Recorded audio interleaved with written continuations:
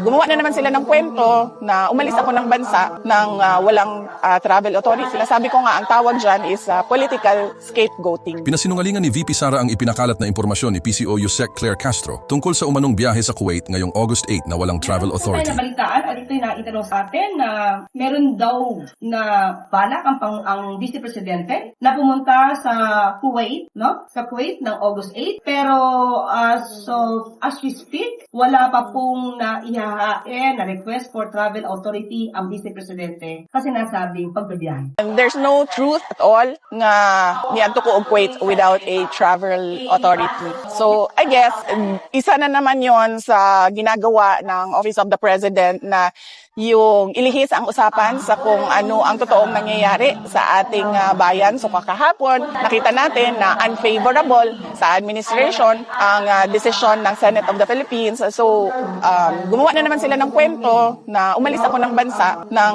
walang travel authority para doon na naman matutok yung atensyon ng mga tao and matuloy na naman yung lagi nilang paninira sa akin. Sinasabi ko nga, ang tawag dyan is political scapegoating.